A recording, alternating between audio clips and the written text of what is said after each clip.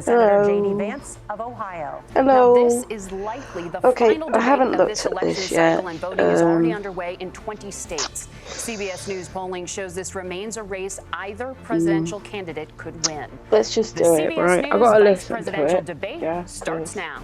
Fight for every single vote. If I'm going to have an opinion, then I need to base it on something, and it's not going to be what everybody else thinks about it. I've got to actually listen to the debate.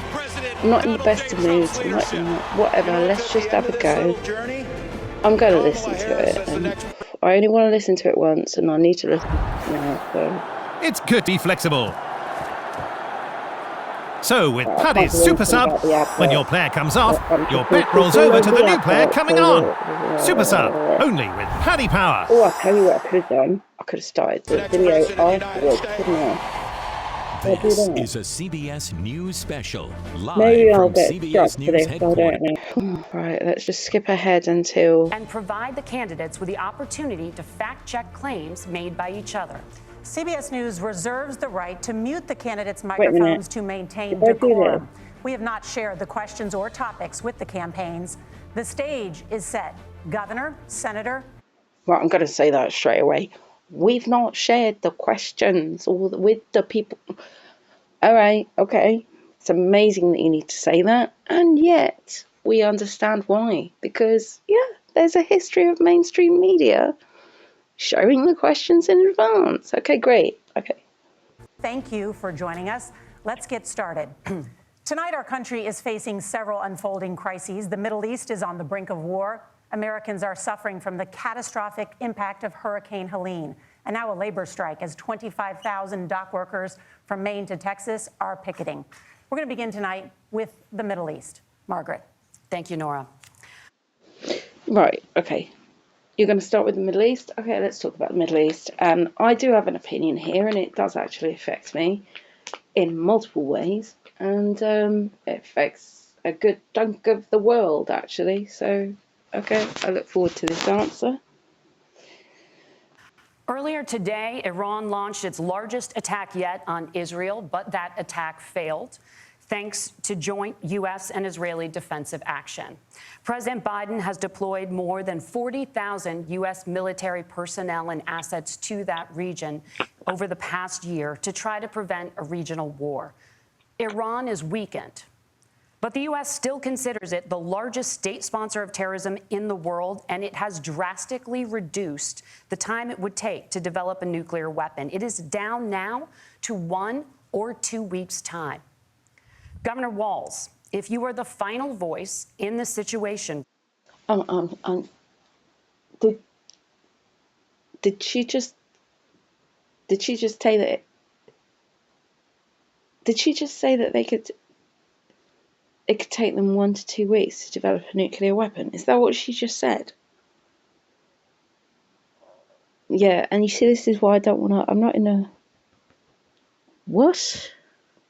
Americans are suffering from the catastrophic impact of Hurricane Helene, and now a labor strike as 25,000 dock workers from Maine to Texas are picketing. We're going to begin tonight with the Middle East. Margaret. Thank you, Nora.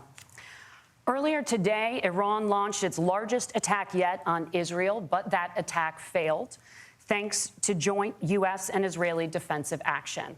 President Biden has deployed more than 40,000 U.S. military personnel and assets to that region over the past year to try to prevent a regional war. Iran is weakened, but the U.S. still considers it the largest state sponsor of terrorism in the world, and it has drastically reduced the time it would take to develop a nuclear weapon. It is down now to 1 or 2 weeks' time. Governor... I'm sorry.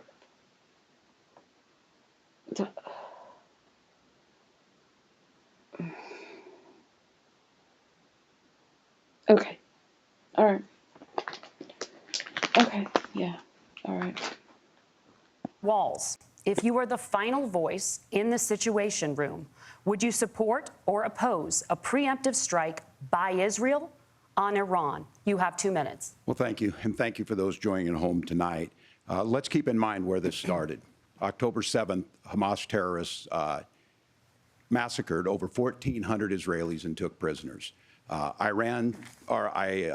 Israel's ability to be able to defend itself is absolutely fundamental. Getting its hostages back, fundamental, and ending the humanitarian crisis in Gaza. But the expansion of Israel and its proxies is an absolute fundamental necessity for the United States to have the steady leadership there. You saw it experienced today, where along with our Israeli partners and our coalition, able to stop the incoming attack. But what's fundamental here is that steady leadership is going to matter. It's clear, and the world saw it on that debate stage a few weeks ago, a nearly 80-year-old Donald Trump talking about crowd sizes is not what we need in this moment. But it's not just that. It's those that were closest to Donald Trump that understand how dangerous. All right, okay. I gotta pause it there because that wasn't a bad start. I'm sorry, the October 7th is relevant because that changed. Much like 9/11 changed everything for the Western world, for the world in general, you know. 7th of October last year. Was it last? Oh my God. Yeah, it's 1 year ago, isn't it? It's not 2 years ago. God damn. That's important. But okay, we're going to pivot. You're really going to pivot on this question. You're going to... Okay. He is when the world is this dangerous. His chief of staff, John Kelly, said that he was the most flawed human being he'd ever met. And both of his secretaries of defense and his national security advisors said he should be nowhere near the White House. Now, the person closest to them, Donald Trump, said he's unfit. Yeah, look, I don't want to hear this. I'm really quite concerned about the question that was asked. And if you want to turn it into the pivot, I'm sorry. And that's why I can't watch this. This is why straight away, it's like, because I don't want to pivot, okay. For the highest office. That was Senator Vance. What we've seen out of Vice President Harris is we've seen steady leadership. We've seen a calmness that is able to draw on the coalition. What leadership? Where? With what? She's taken no accountability for anything that she's done in her vice presidency. Where? To bring them together. Understanding that our allies matter. When our allies see Donald... Yeah, that's great. So why didn't she go to Congress and listen when Benjamin Netanyahu came over to the US and he was there and he gave us... Why didn't she go and listen to that? Why have you got people waving Palestinian flags outside? No, it doesn't give a message of support and encouragement to Israel. And you've got Iran and the what's his name, the supreme leader, Ayatollah, and the Ayatollah, and he's like saying, "Oh, you're a bunch of useful idiots." I don't need to tell you that. You're waving Palestinian flags, but what you're doing, you've got the Ayatollah of a country where they chant death to America, saying that that's a bunch of, let's just carry on. Trump turned to Vladimir Putin, turned towards North Korea. Yeah, that's how you make peace. Okay, that when you've got disputes with people, you got to go and you got to talk about, or we get in this situation that we're in now, because you're not talking to each other, and everything's escalating, and people are dying.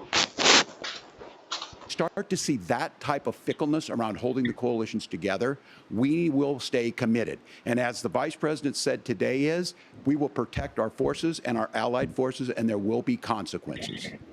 Governor, your time is up. Senator Vance, the same question.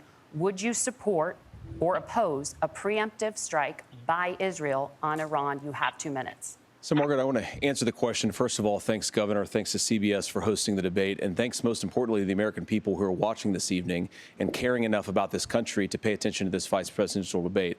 I want to answer the question, but I want to actually give an introduction to myself a little. Okay, so we're pivoting again. Right, so Walz pivoted, and now Vance is going to pivot. And I get it, right? Neither of you want to, it's that whole, red line, draw a line in the sand, whatever, because they don't cross the red line. I get it. You don't want to commit stuff up front. I get it, okay? Go ahead, Vance. Pivot away. But because I recognize a lot of Americans don't know who either one of us are. I was raised in a working class family. My mother required I was raised in a working class family. Amazing. Isn't that what Kamala Harris said? Carry on. food assistance for periods of. Oh, and by the way, you're absolutely right. I don't know who either of you are. I've got a little bit of understanding about your backgrounds, but other than that, this is pretty brand new to me. So, but fine, let's pivot away from possible beginnings of World War III and tell me a little bit about yourself. Okay. Life. My grandmother required Social Security help to raise me, and she raised me in part because my own mother struggled with addiction for a big chunk of my early life. I went to college on the GI Bill after I enlisted in the Marine Corps and served in Iraq. And so I stand here asking to be your vice president with extraordinary gratitude for this country, for the American dream that made it possible for me to live my dreams. And most importantly, I know that a lot of you are worried about the chaos in the world and the feeling that the American dream is unattainable. I want to try to convince you tonight over the next 90 minutes that if we get better leadership in the White House, if we get Donald Trump back in the White House, the American dream is going to be attainable once again. Now, to answer this particular. Okay, I appreciate that. He did that pretty damn quick to recap, and then he brought it back, because I do. What he just said there, I agree. I am very concerned. I'm not an American. I don't live in America. I'm not interested in the American dream. Good luck to you. I do care about peace and world stability. Okay. Question, we have to remember that as much as Governor Walz just accused Donald Trump of being an agent of chaos, Donald Trump actually delivered stability in the world, and he did it by establishing effective deterrence. People were afraid of stepping out of line. Iran, which launched this attack, has received over $100 billion in unfrozen assets thanks to the Kamala Harris administration. What do they use that? Right, I don't know about that, what he just said. Did he say 100 billion or 100 million? I know that the stuff that the funds that Obama released towards the end of his presidency, and that was required by the International Court of the International Court of Justice, or well, it wasn't Human Rights, it wasn't that one, but the International Court, because they'd had it since the fourth, I don't know. But they were funds that, and I know, do you remember the pallets of euros and stuff? It was given to them in cash. That one I'll give you. This, if it happened during the Biden-Harris administration, The Hague, yeah. The international, but if it comes from The Hague and if it's covered by international law, then I can understand that. But this one I'm not familiar with. The one that happened under Obama, I am familiar with. But what I do know about this one is that within a week of Iran receiving those funds, that's when October the 7th happened. And that's doesn't sit well with anybody, do you know what I mean? That's okay, let's just get through this. Did you really have to open with this question? Could we not have eased into it? Money for. They use it to buy weapons that they're now launching against our allies, and God forbid, potentially launching against the United States as well. Donald Trump recognized that for people to fear the United States, you needed peace through strength. They needed to recognize that if they got out of line, the United States global leadership would put stability and peace back in the world. Now, you asked about a preemptive strike, Margaret, and I want to answer the question. Look, it is up to Israel what they think they need to do to keep their country safe, and we should support our allies wherever they are when they're fighting the bad guys. I think that's the right approach to take with the Israel question. Thank you, Senator. Well, I appreciate that, because he did actually. I don't think Walz ever actually answered that question,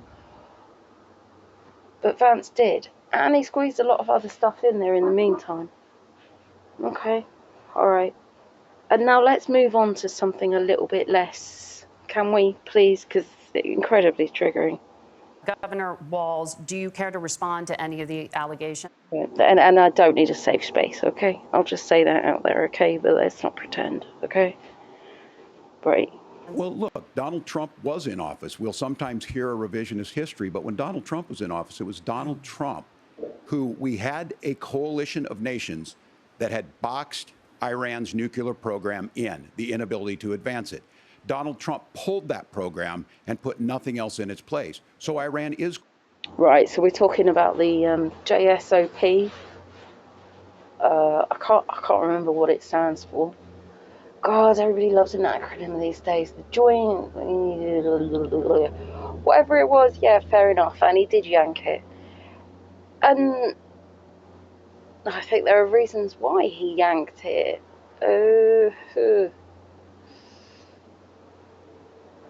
But this didn't happen. Like, that's 7 years ago. He yanked it 7.5, nearly 8 years ago. This didn't happen then. This happened, you know. But okay, yeah, let's talk about Trump, all right? Sorry, can we just discuss the issue and not Trump? Okay. closer to a nuclear weapon than they were before because of Donald Trump's fickle leadership. And when Iran shot down an American aircraft in international airspace, Donald Trump tweeted, because that's the standard diplomacy of Donald Trump. And when Iranian missiles did fall near U.S. troops and they received traumatic brain injuries, Donald Trump wrote it off as headaches. Look, our allies understand that Donald Trump is fickle. He will go to whoever has the most flattery or where it makes sense to him. Steady leadership. No, I'm not sure he's fickle. Where's this fickle thing coming from? He made it clear when he was running in 2015, before the 2016 election, that he was going to he did not agree with this Iran, the JSOP thing. He never did. He's made that clear even before he was running for president, I believe. I don't understand why we're saying fickle. And then you want to go but you still haven't answered the actual question about, and I appreciate JD Vance's succinctness. Okay, fine. Like you witnessed today, like you witnessed in April. Both Iranian attacks were repelled. Our coalition is strong, and we need the steady leadership that Kamala Harris is providing. Senator Vance, the U.S. did have a... Yes, the coalition is strong. And I do believe that this coalition will protect Israel as it should be protected, okay? And we will continue to fund the Iron Dome. And I think we should.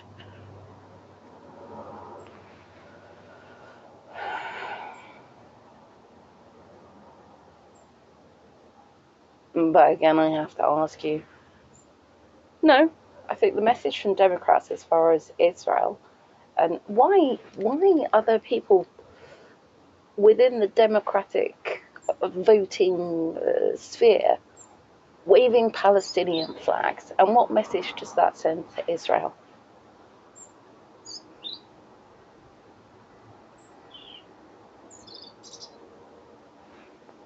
diplomatic deal with Iran to temporarily pause parts of its nuclear program, and President Trump... And not just what message does it give to Israel, what message does that send to Iran or people in that area that have ill intentions towards Israel? It doesn't fill me with confidence. I don't like it. It's not right. You've got a rise of anti-Semitism in your country. You've got problems, right? And you are not supporting Israel. You are not sending out a strong message of, it's absolutely disgraceful, quite honestly, I think. Okay, let's just get past this. Trump did exit that deal. He recently said, just 5 days ago, the U.S. must now make a diplomatic deal with Iran because the consequences are impossible. Did he make a mistake? You have 1 minute. Well, first of all, Margaret, diplomacy is not a dirty word, but I think that's something that Governor Walz just said is quite extraordinary. You yourself just said Iran is as close to a nuclear weapon today as they have ever been. And Governor Walz, you blame Donald Trump. Who has been the vice president for the last 3.5 years? And the answer is your running mate, not mine. Donald Trump consistently made the world more secure. Now, we talk about... Donald Trump, I don't know how long it took him to deal with North Korea, because North Korea were testing their ICBMs, intercontinental ballistic missiles, and potentially able to put nuclear warheads on them. They were doing that when Donald Trump came into office. And he dealt with Kim Jong, which one is it now? Kim Jong Il.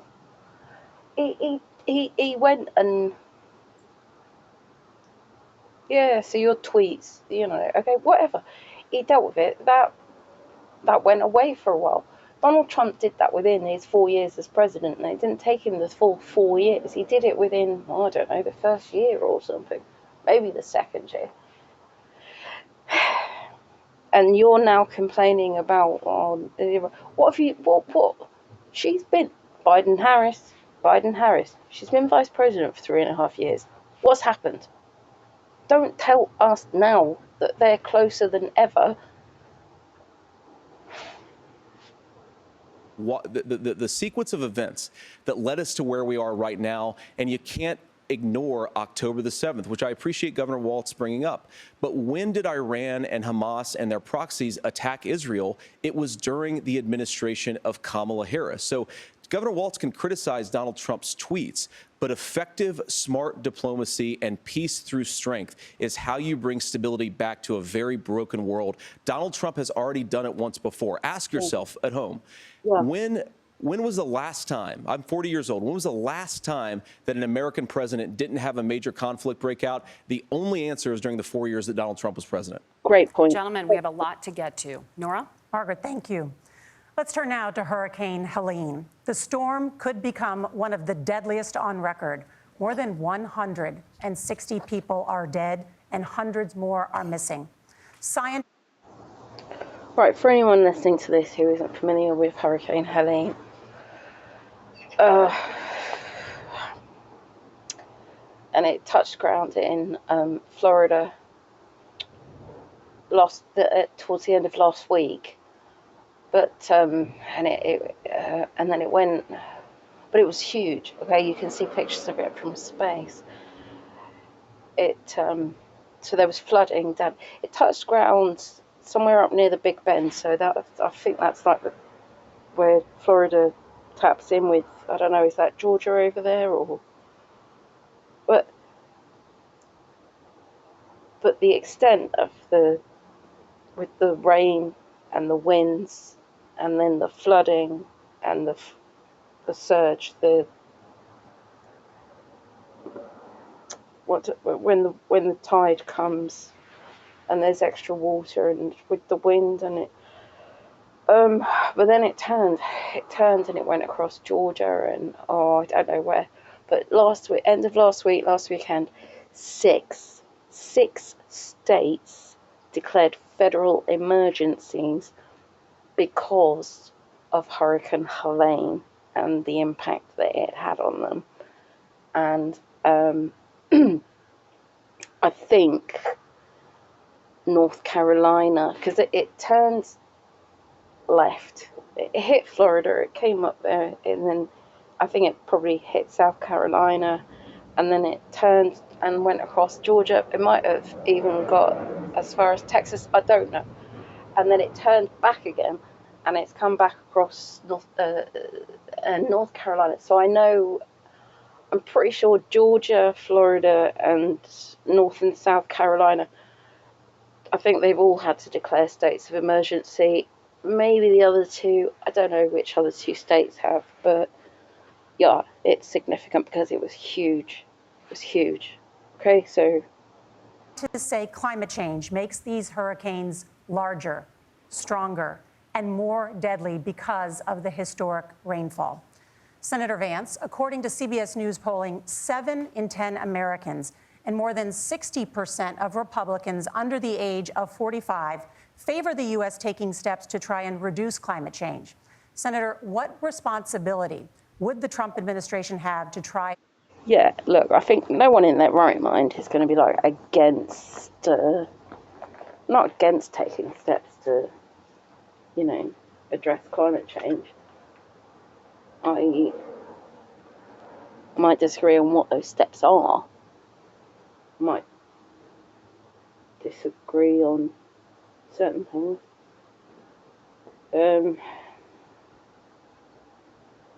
Okay, fine. That's where we're going to go with this. Okay, let's yeah. And reduce the impact of climate change? I'll give you 2 minutes. Sure. So first of all, let's start with the All right. You see, that's the bit that I struggle with. I find it incredibly arrogant to think that we as humans are like suddenly in a position to be able to control climate change. I think we should 100% be responsible within our environments, and you know, recycling and don't litter and reducing carbon emissions. I kind of get that to an extent. You know, I don't think we should have excessive pollution and stuff. But if a volcano kicks off, that chucks out more carbon monoxide, carbon into the atmosphere than, like, I don't know, maybe 1 year of America doing industrial.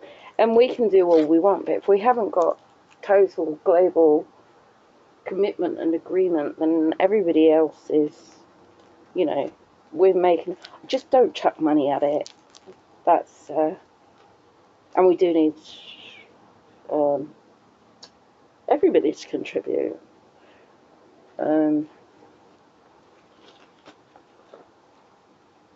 If you can make these changes without disadvantaging people and stuff, then, well, I say without disadvantaging them, you know, a little bit of pain. Okay, carry on. hurricane, because it's an unbelievable, unspeakable human tragedy. I just saw today actually a photograph of two grandparents on a roof with a 6-year-old child, and it was the last photograph ever taken of them because the roof collapsed and those innocent people lost their lives. And I'm sure Governor Walz joins me in saying our hearts go out to those innocent people, our prayers go out to them, and we want as robust and aggressive as a federal response as we can get to. See, I'm going to lean that way. Okay, Vance is answering this question first. But, you know, if you've got to start talking about Hurricane Helene this soon after it's hit, yeah,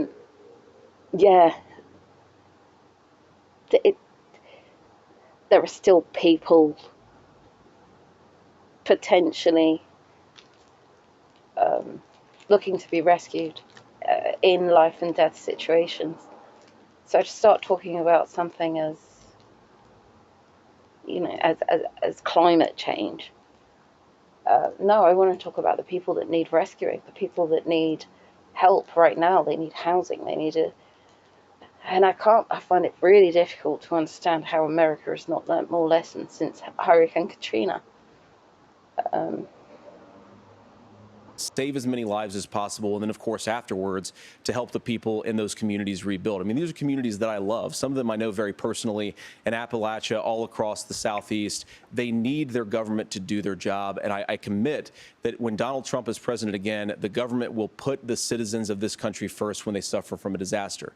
Nora, you asked about climate change. I think this is a very important issue. Look, a lot of people are justifiably worried about all these crazy weather patterns. I think it's important for us, first of all, to say, Donald Trump and I support clean air, clean water. We want the environment to be cleaner and safer. But one of the things that I've noticed some of our Democratic friends talking a lot about is a concern about carbon emissions, this idea that carbon emissions drives all.